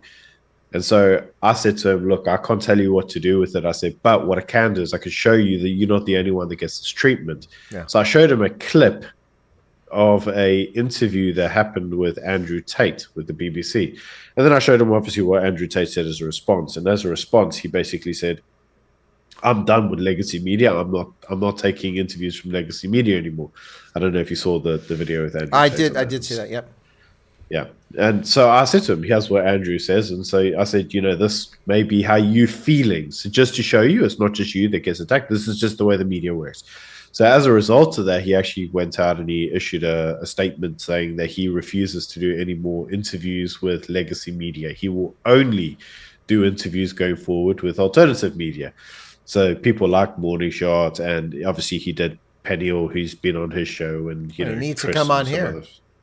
So that's the new strategy for him now. The new strategy for him is to ignore all forms of legacy media because of the way that legacy media does it. I think the problem that he had with that specific issue of Orania is actually not as hard to explain. And that is, he went to go see Orania and he was very impressed with what they did in Orania and that how they've created their community and the solutions they put in place. And you know what? I think he also understands that it's all been set up by a corporate structure. It's not actually a racist town. It's a town with selection criteria on what they want you to live there, and it's predominantly an Afrikaans town. So actually it has nothing to do with you being white. It has to do everything with you being Afrikaans culture Afrikaans. And faith and language. Yep. And so we would describe it, and we described this even in our documentary of Orania, that it was like basically Orania was just like the South African version of the Amish. They are basically the South African Amish. And once you understand that, then it's like they seem less threatening, right? They're just the Amish, but the Afrikaans version. So, there's no palaces of gold there and some, weird, stupid stuff. There's nothing like that. And, you feel a little bit disappointed that you don't see that. But I don't know, I expected that, but you don't see that. I've been reporting on Orania for years, and I've interviewed you Stridham years ago, so I'm not disappointed. That's what it is. It's not what people claim it is. They misrepresent it all the time. It's just like a typical 80s suburb somewhere, it's in the middle of frickin' nowhere at the end of a crappy road. 100%. So, I think Gaten was very impressed with what they were able to do in that area, but he obviously now got put on, Porphy's show, and in Porphy, obviously the little boy of, Dali and Porphy, the EFF show. So, you got to remember who this guy is. Like he's a race grifter of note. So obviously the first thing he wanted to do is like start talking about, slavery, how Orania must basically, it's like saying the Amish because they exist. All the domestic work is not done by Xhosa or Tswana. It's done by Afrikaners. They're all done by the Watis. 100%. It's done by the Afrikaans local community. They sweep the streets. They wash the dishes. They do everything. Which is why the flag of Orania is a boy lifting his sleeve, because he's like, I have to do the work myself, because that's the whole ethos. Rolling up his sleeves. Yep. Right. So it's like, I think Gaten kind of got a little bit sidetracked there, and he's like, well, I'm expected as a black South African to kind of like, denounce racism. I know it's not really racist. And that's why he just says, he does the typical thing, which is the population, the politician's dismissal. And if you know what I mean by the population's dismissal, I know what you're saying. In the UK, it's I'll circle back to that. Sorry, in the US, it's I'll circle back to that. We'll come back to that, right? In South Africa, it's I'll deal with it later. I will deal with it later. It's the same line. It's just a South African version of that line. Yeah. So if you listen to his interview, that's actually what he said. He said, I'll deal with that. Like when I'm president, I'll deal with that later. And so a lot of people would naturally like look at that and go, well, he's going to do something about it. No, what he's actually saying is, I don't want to answer the question. We'll circle Yeah, no, back. I We'll got circle that. back That to was later. that's not what I took umbrage with. I took umbrage with is unsubstantiated. It's a racist town. Those are his verbatim words, and I'd love to get him on the channel. He got He got cornered and he was stuck. That's what happened to him. Yes, and that's what annoyed him. okay, So if you and saw right after that, that's he why lost his patience. if Gabe McKenzie will come on here and explain that in that fashion, I'll accept that because I got the sense that that was the case. But the words are powerful. The words are powerful. Absolutely, and he got stuck, and he was under so much pressure from this little twerp that. Well, and that twerp is a good description for Mpofu. Yeah, you know, and he lost his patience. He Yeah. was. yeah. I spent 2 days with the guy. He does not lose his patience very quickly. And to be fair, and this is probably why he doesn't want to do the legacy media, is that on here I don't edit interviews. Nobody gets edited. I mean, it's live. They see it. And if it's 100%. not live, I don't edit things out unless it's like a hiccup in the broadcast. But I don't edit. I've never edited content from anybody, even on request. Now, if it's something that's unfortunate, there's an error, then I would consider it. But he would get treated fairly because I suspect that was edited, what we saw. Yes, it was. And that's why I say you could tell he was annoyed like hell. He was really annoyed. So, and I think he was annoyed because, you know, his first experience at getting a good interview with us was like, get and just talk. And we did not edit his interview. Right. You know, his interview was verbatim. What you saw in real time in that interview is what he said. In the sequence, he said it. In the secret, nothing was cut out, nothing was added. We didn't. So people can judge for themselves by listening to it. Unlike the made-for-TV, intentional, shocking, get attention garbage we see in propaganda unfiltered from, what's his name, Pofu Walsh. You know, that clown. Yeah. So that was the first thing you said. The second thing you said was obviously about the 3 million. The 3 million. Yeah. Truth be told, I don't know. So I know the lawyer that they're referring to. It's Eugene Botha, I think it is. So he's obviously he's Gaten's lawyer, and he does do some stuff for Gaten on his legal work. Where the money came from, I don't know. All I know is with the press reports, they said there was a fundraiser. He got permission from the town. The only way for me to verify that is to talk to someone on the council and see if that was the case. And then the 3 million, I don't know where that figure came from. It's just what News 24 reports. So if it's not true, it'd be great to hear from Gaten McKenzie. If there's simply confusion or misunderstanding, that'd be great to hear from him too, because the story's not going to die. I'm sure it's not. And so from my perspective, I don't know. I don't either. That's why I'd love to get him on. So I'll try again. So the third thing was obviously about this ward councillor in the DA territory and whether they offered them money. No, I don't think they offered them money. Yeah. So and I think there was allegations that has been made, but then again, this is the new thing, right? I mean, in the Western Cape, Good just announced that they were apparently trying to sue. They opened a docket at the courts or the police station because they said that some councillor in the Western Cape was trying to bribe another good councillor with positions to vote for them. And this is just the new thing, right? Every time you lose a political party candidate, you just blame it on bribery and trying to buy the guy.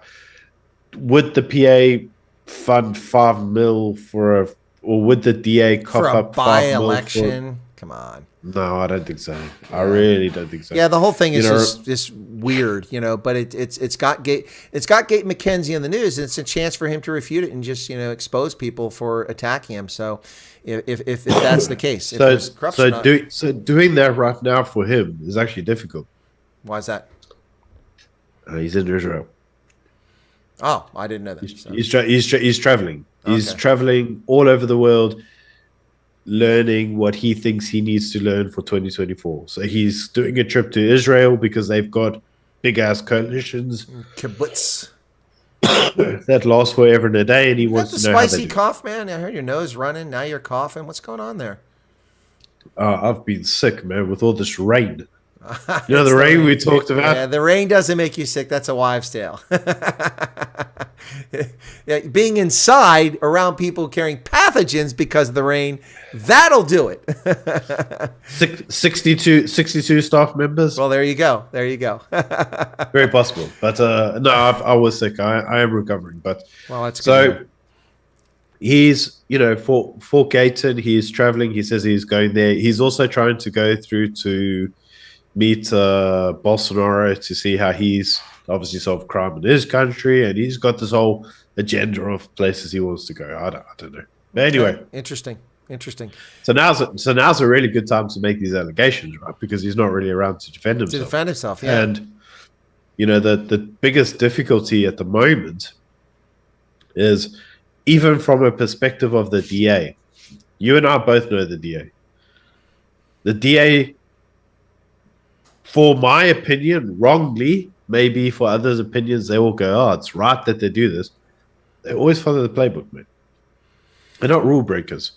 So the chances of the DA just on a natural point, like, can you imagine Helen sitting there going, yeah, let's give a PA councillor 5 mil, 5 bar, like, whatever. It's just not going to happen, mate. So at the end of the day, it's bizarre, the whole allegation. That's not me endorsing the DA. That's not me saying that they're great. That's just me saying logic tells me, based on my experience with the DA, based on everything I know, no one's writing a check in the DA for 5 bar. It's just not happening. No, they were saying that Gayton wrote a check for $5 million to entice the DA guy to resign, so a PA guy, or he would come to the PA. I also don't believe that even from the Gayton side. Yeah, it seems a bit implausible. The whole thing seems real. But let me get to one more topic here before we wrap up, because I've got news at the top of the hour, and that is this strange situation that's being underreported in Mossel Bay, and I don't know if it's because there's nothing to it or there is something to it. And let me explain to it from my perspective. I was sent a link to a Facebook video by a former DA counselor who on the 2nd of June resigned, by the name of Anko Barker, and the Mossel Bay Council. And I reached out to someone that I know in South Africa who knows people, and asked if that person if they knew her. And he said, yes, I do know her. I've actually talked to her. And I said, can you put me in touch? I'd like to bring her on and give her a chance to explain, because she said she resigned because the Democratic Alliance, which held 19 of 29 council seats in Mossel Bay, so they had clear majority. Now they have 18 because they lost one, her ward council. They're going to have a by-election, and then the proportional seat, someone else resigned. They still retain that. But she said she resigned because there's corruption on the council, and she couldn't be part of it, and she wasn't going to be part of it anymore. She resigned. But she didn't level the allegations of what the corruption was, but implied that it was a Democratic Alliance council that was corrupt. So I got in touch with her. She eagerly agreed to come on the program, and I set up the stream. I asked her for a photograph and bio, sent all that stuff, sent it to her. And then the morning of the interview, which was last Friday, I got a message from her thanking me. Appreciate it. Got it, because I was sent it late at night and it's morning for her. Thank you. Got it. And then a couple hours later, she sent me a message saying that, I forgot there's an event going on I have to participate in, so I'll have to leave that early to do the interview. And I said, okay, thanks. And then a short while after that, I got it. Well, I can't do the interview for the following reasons, which I'm not going to disclose to the public at the moment.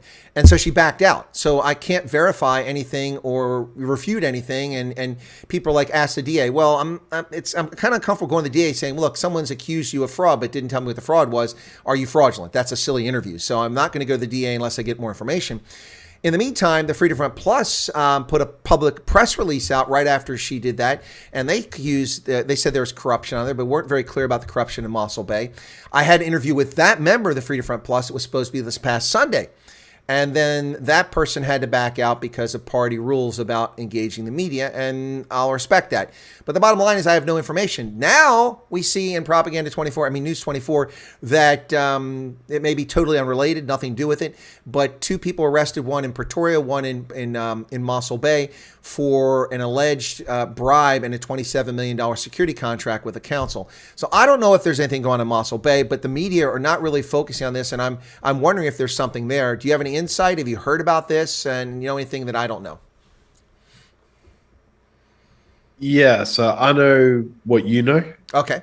I know that she resigned. but the individual obviously resigned on the basis that it's not as straightforward as it seems. So Exactly. what her original allegation was that basically the typical process was that with the awarding of a tender should go through council, get voted on, and then obviously get passed. But she says that the DA argue that the ANC often uses its majority in parliament to just pass through the most stupid stuff, and they don't allow the democratic process to go through. And she argues that in this instance, that's exactly what the DA did. They basically just went, all of the DA votes for this and we're done, like it's awarded. And she was like, well, I'm kind of not happy with that because you're speaking for me, you're putting my vote down on it. And obviously that potentially means I could be implicated in this at a later stage. And, that makes sense. Okay, So no debate within the council on the action was her issue. That was her original issue. So then people were like, okay, well, why is this such a big problem to you? Usually, if you didn't really have a debate on it, you just pushed it through. Most people would just be like, whatever. Okay, so it's like, so people then started saying, well, why are you worried about this being attached to your name? And obviously the issue then came up of, well, this potentially must be something dodgy, right? There must be some kind of fraud. Yeah. I mean, clearly, what else would it be? I mean, otherwise, usually, typical council stuff is you're just like, wow, whatever, who cares? It's just street sweeping on a Thursday as opposed to a Sunday. Like, who cares? So the fact that this was done in this manner and that she raised these kind of issues, everybody was like, no, there's something there. So then people were like, okay, tell us some details. And she's like, I can't tell you details, but it's a tender. It's a tender. And then everybody was like, naturally in South Africa, whenever anything involves a tender, there must be fraud because. Well, we have a long history of it, so it's understandable people default to that. Okay, well, so people are like, oh, it must be tender fraud. I mean, what else would it be? I mean, it's South Africa, right? So then everybody was like, okay, well, if it's tender fraud and it's the DA, well, that doesn't sound normal because, tender fraud to the DA, that's not the typical scenario. Exactly. So that's why it got my attention. And that's why it caused everyone's attention because they were like, what? The DA? Like, that doesn't sound right. Like, so then obviously everybody was like, well, what's been hidden here? There must be something. This sounds juicy. This sounds juicy.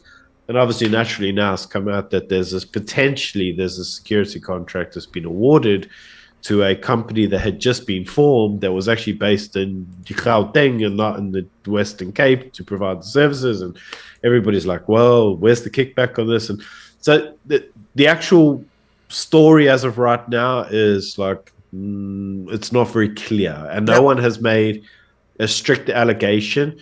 And interestingly enough, I think that's also predominantly because whilst this all started out with let's call her white DA Karen, because she is typical white DA Karen, who lives a very comforted life. Mossel Bay is a very nice place with very low crime, very low good service delivery by and large. Good service delivery. So she's a typical white Karen who lives in the Western Cape who has issues with everything on the planet. We all know the type, right? So she's one of them. And she comes out and gives a very typical white Karen type address on social media. And everybody's like, typical white Karen. So the reality is that the actual allegations hadn't been allowed any form of time to ferment. No one had gone out there and done investigations. Nobody actually knows what's going on. They just know that Karen over here had a problem and she's not really talking about it. So everybody else is left to speculate and to do the investigations for them.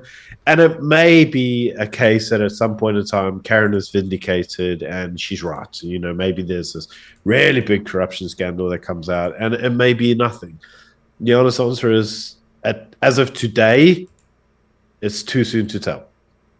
And nobody's talking about it because I don't actually think anybody knows what to say because they don't really know what's going on. And so she's the reason why I wanted to get those interviews so we could get the facts out there and people couldn't speculate. But unfortunately, both begged off. I think what's happened is that Karen over here in the Western Cape has thrown her toys out the cot and it's got her the publicity she probably thought she wanted. You know what these people are like. They all want to be like hailed as revolutionaries, like I'm the savior and I'm not just such a good little saint. And the problem is that it's very possible that she's overreacted or just not followed the right processes. And that would explain why she backed out at the last moment, probably realizing that maybe there was nothing to what she was saying. She overreacted and would look silly.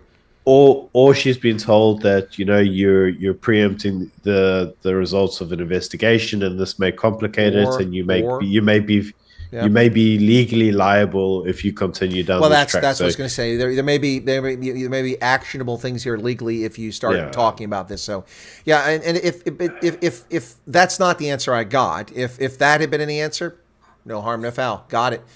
No one should put themselves in legal jeopardy by giving an interview ever, unless your name is Joe Biden. Yeah. But, at the end of the day, the reason this actually raised suspicions in the first place is because it's like tender. Yeah. That people the forcing ears it perk through. Up, the hair on the back of your neck and then it's like in one of the most well-run kind of municipalities in a DA stronghold, you're like, that don't sound right. Like, so naturally everybody's like, oh, what's going on over there? Like, this seems interesting. So yeah, it doesn't pass the stink test, I suspect there may be something that's going on. Like I said, there has been allegations that there's this contract has been awarded to a company and it's based here, and there is this contract, we know about it, that it potentially could have legal ramifications. It might be irregular, it might be fraud, who knows. But I suspect that what's happened is she's jumped the gun and she's been a typical Karen, and they've told her, if you do this, you're going to jeopardize a case, we're going to sue you, and like, keep quiet for now. Let the police do their job, let the courts do their job, and then we can come back to it and discuss it at a later stage. So I think that's what's gone on, but I'd like to tell you that there was more I could tell you at this stage. It's just not enough information. Yeah, same here. It's of course I'm separated by thousands of miles, makes it more challenging. But I usually do a pretty good job getting to the root of these things, and this was a little frustrating for me. So no harm, no foul. I have no issue with Miss Barker, and no issue with the Freedom Front Plus politician who didn't come on. Just disappointed that we can't get clarity, and we're just all trying to figure out what's going on, because we don't know if it's just smoke or if there's no smoke, if there's smoke and fire. But I suppose the coming days we'll find out if there was nothing to this, if there was. But anyway, just another one of those things doesn't happen. So Byron, thanks for coming on. It's been a while since we did the Braai Brus. Appreciate it. Where can people find you? Obviously in the Morning Shot. Morning Shot. Yeah, there you go. So and obviously if you want, Ramon manages the Morning Shot account on Twitter, because I think Twitter is the devil's asshole. So sorry if I can't swear on your show, but I just did. Well, that's actually a tourist destination in England, the devil's asshole. Probably is. To be no, honest. it is. It's a cave. It's called a cave. London. No, well, yeah, that too. There's an actual cave, below what's the name of that place? I can't think of it. The Peaks District. The Peaks District. It's in the Peaks District, and the water backflows and it comes out and it sounds like someone passing gas, and so they call it the Devil's Arse. Yeah. So Ramon manages the Twitter stuff, and I do the TikTok stuff. So if you want, you can look for us on look for Morning Shot on TikTok, and you can obviously, if you haven't already, like, share, subscribe, all the other bullshit, and join us on our YouTube page. Our YouTube page is just Moments Doing Right. We haven't been shadow banned just yet, Chris. We have our moments. You're doing a lot better than me, so congrats and more power to you guys. Approaching 50,000 subscribers. We have our moments. I must say that all the analytics show us that there's something a little bit screwy on YouTube, because our analytics for our videos show that our subscriber number to get the same analytics should be at around 100,000 for the view count, but we're at like 46,000 or something. But we actually have the view count of a channel at around 100,000+ subscribers. So well, I'm with you on that. I mean, YouTube's telling me I have 10,500 subscribers, but if you look at a lot of my content, in order to get those number of views, we're seeing channels with 80 to 200,000 subscribers. It's just weird. Plus, anyway, but I'm not going to go into bellyaching about YouTube right now. But it's just it is what it is. However, yeah, let me share with you as a last kind of segment just some feedback on our channel, which I actually Ramon and I just laugh our head off on. Go ahead. And so we stopped and we met with Gayton. So Gayton actually says to us, you know who Michael Beaumont is, right? The guy who founded Action SA. Action SA, yep. Yeah. Okay, so he owed me an interview, never got back with me. so he so he goes and Gaten says to him, I'm meeting Byron and Ramon, the guys from Morning Shot tomorrow, and I'm gonna do an interview with them, right? And so the guy says, so Gaten says to, so Michael says to him, what you mean those Morning Shot guys, right? Like they've got that YouTube thing. So Gaten says, yeah, that's the one. I'm doing an interview with them tomorrow. So he's like, nah, man, you don't want to do stuff with them. Those guys are like far right extremists. Like you don't want to go on their show. They're like alt right. They're like really extreme. So Gaten was like, nah, I'm going on their show. It's going to be great. So obviously we did an interview with him. So then we were meeting with Gaten. We were like, so Gaten, tell me, like, how did you learn about Morning Show? Like, why aren't you giving us the interview? He's like, hey, bruh, like, you did that interview about my segment, and you said I was like the Donald Trump. The one you did, like, you gave me a Donald Trump wig and stuff. He's like, it was funny. Like, my daughter sent that to me. He's like, my daughter sent it, and he was like, it was so funny. Dad, you need to watch. These guys are talking about you. Like, check this out. It's so funny, Dad. So he's like, so that's why he did it. So we were like, yeah. And then we're talking to him, and he's like, and now we're really getting into it. So he's like, hey, so I was having dinner that one day, and I was having this lunch, and I was talking to like Paul Mashatile, Deputy President of South Africa.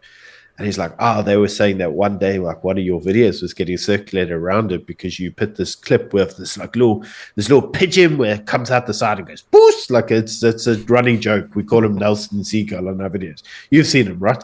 So he's like, they were circulating this around, the government like offices because you said that, about Ramaphosa or something. He's like, we all thought it was funny. And Ramon and I were like both sitting there we're thinking to ourselves, this is crazy. The president of the republic is watching our videos. How crazy is that? We're just two blokes talking shit on YouTube. And he's like, the president of the republic is watching our videos whilst we calling him a puss. Like, that's crazy, mate. Like, that's proper crazy. Bonkers. But it just shows you that what's going on at YouTube doesn't reflect reality. I don't know why they do what they're doing, but it's obviously true. I mean, listen, a few months ago, I was called off guard because I did a press conference when the Bulls and the Stormers played, and I interviewed, of course, Jake White, but I interviewed John Dobson. And when John Dobson came on, because he did it first. I was through via Zoom. The other reporters were in the room there at Loftus, and we were talking. He came on, and I introduced myself, and he goes, "Chris, good to see you. I know who you are." I'm like, "Okay." The coach of the Stormers knows who I am. That's one thing. And then I ran into a billionaire South African in Cape Town at the Sevens World Cup and just happened to sit down in a space. I was looking for Ronaldo. He was late that day. And this gentleman comes by with his family and says, "Chris, how you doing?" Of course, my beard was down to my navel then. And I don't know who the guy is. I don't recognize him. Turns out he's a South African billionaire. And once he said his name, I knew who he was. And then my point with this is not to impress anybody because that's not impressive. But my point back to you, Byron, and to the audience is that the impact of what we do, which South Africans have been telling me for 3 years, is far greater than I realized. It's hard to imagine that when I see numbers of 10,000 for subscription and 200 or 300 people watching a live stream. And, it's not what it once was. 150,000 views of my videos, 100,000 views, 23,000 subscribers. I'm not getting that now. But clearly something is not quite jiving what YouTube is telling us. The impact is far greater. And it's the same for you guys. I mean, I'm sure that I would be shocked that if you actually didn't have more than 46,000 subscribers. I think that there's some suppression going on with data. Well, like I said, our data, our analytics on the view count that we have, that the data analytics on views tells us that the views we are getting, our subscriber number should be something like just over 100,000, but I think it's the same here. I'm not claiming 100,000, but it's clearly much larger. I mean, as I famously told people this last time, 27 times that I noticed I was recognized all over South Africa, including sitting in traffic at a robot in Cape Town. some lady starts honking her horn while I'm waiting for the robot to change. Colonel Wyatt. I'm like, come on, go, just right next to me there. It's unbelievable. It's, it's all over the country, 60 million people, and everywhere I go, people recognize me. Not everybody, obviously. Most people don't know who I am, but there's no way that 200 people watch my live stream and all, because if 200 people are watching my live stream, then I met 10% of them in person who recognized me out of the blue on my last trip. Just saying. So it's funny because I think I'm looking at our analytics right now. Yeah. So our analytics in the last 28 days, as on Morning Shot, we have been viewed over 700,000 times. Yeah. Well, I'm envious. That's all of our videos. And that's right? that's what they report to you. And so if you look at that, YouTube tells us that a view count of that should be over 100,000 on subscribers. So easily. It is just what it is. But yep. I do think it's really funny that you have to think, the president of the republic is watching us talk shit. Yeah, it's cool. calling him a puss and whatever else. And it's like, it's also funny to think that like one day I may have to meet like Julius and he's going to be like, oh, you're the funny guys and always like making fun of me. Like, so it's like, it's really weird that these top politicians have like seen our videos and, Michael's turning around to Gaten like, these guys are like far right extremists. Well, that's like, the other funny really part weird. too, because what comes to people and what people tell people, like I'm sure that I'm presented as far right. My views are conservative, but they're clear. I don't impose them on people. And I do rants on topics from time to time, but every guest, and I say this unequivocally, every guest I've ever had in the program has been treated fairly, regardless of their political views. And I've never sabotaged anybody. I don't try to upstage my guest. I don't try to, gotcha, for something. I give them, because it's for my viewers to decide for themselves. And I try to ask the right questions so they can make an honest assessment. But I wouldn't be surprised what is said about me by people like Michael Beaumont, But I was the only person, to my knowledge, that interviewed the Patriotic Alliance in the municipal elections. I interviewed Michael Clement in the build up to that. And I tried to get Gabe McKenzie when a lot of people didn't know who he was, other than he was a convicted felon, and I just didn't have any success. And to be fair, they were busy trying to get, win an election, but I've been unsuccessful getting him since then, but I'll keep trying. I will have the head of the IFP back on the program here very soon, Labisa. No, not Buthelezi. He's not the leader of the IFP. He's just a member of parliament. That was passed off a few years ago to his protege, Labisa, whom I've interviewed in the past. Also, I've got a marker in because getting Prince Buthelezi as a guest is very difficult, but I know his PA, and I was actually personally invited to the dedication of the Buthelezi Center in KZN last year. But by the time they told me about it, my plan was already set, and I was back in Howick and out of Durban, so I couldn't make it. Really disappointed that, but I've got a marker in if he's got a 15-minute stretch somewhere because he's in his 90s and he's survived COVID 3 times. He's like Timex, man. He takes a licking and keeps on ticking. But I would cherish an opportunity to get a short interview with him. So that's hopefully in the works, but no guarantees on that. But Labisa will be back on the program, and I'll get Peter Groenewald back on here. I've had Bentu Holomisa and Groenewald on here recently, and I had Neil de Beer, and I'll keep trying to get these parties. The DA is the one I can't get anywhere. I've been in touch with the DA and asked for Steenhuisen again about the moonshot and about the Employment Equity Act, and I was supposed to get a response this week, and here it is Thursday, and I haven't heard back. So if it makes you feel any better, like we don't get that much luck from the DA at the moment. I know, and John Steenhuisen is Ramon's boy, so it's disappointing. Well, we've both got him on WhatsApp, and it's like Anyway, it's very difficult to get anything out of them. Talking about the influence, Ramon's actually in Joburg one day, and he's walking around. He walks past this guy called Mark Spring. Yeah. Mark Spring, just so you know, is the South African version of Lord of War. He's literally an arms dealer. Yeah. He's the guy who actually he gets in all the arms here and sells them off to the SANDF, and he pulls in like fucking RPGs and tanks and all sorts of stuff.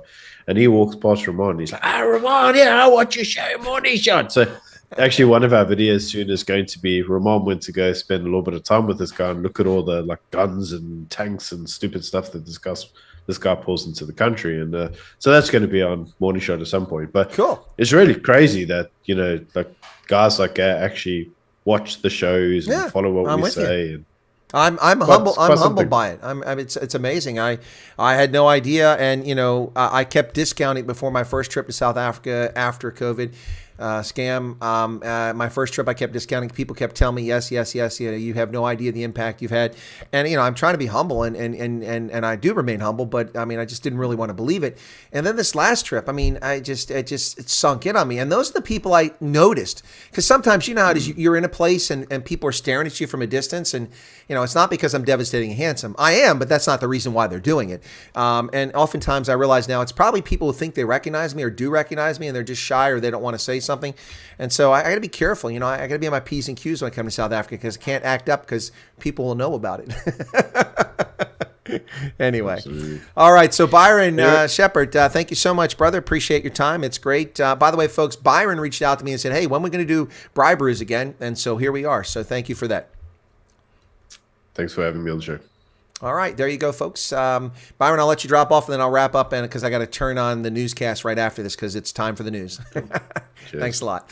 All right, everybody. Byron Shepherd there from Morning Shot, my co-host on the Braai Brus. I hope you enjoyed it. Thanks for tuning in, and we'll catch you here in a matter of moments over on the news. I got to go back-to-back broadcast here. The news is coming up. Please don't run away. You'll be automatically redirected to the news if you hang around. Thanks a lot. And for those listening on Podbean, you can catch us on YouTube at Colonel Chris Wyatt or the other channel, the original channel, at Real Chris Wyatt for Night Owls. So those of you listening on Podbean, that's where you'll be able to find us. Cheers. We'll see you in just a few moments for the news, folks. Thanks for tuning in.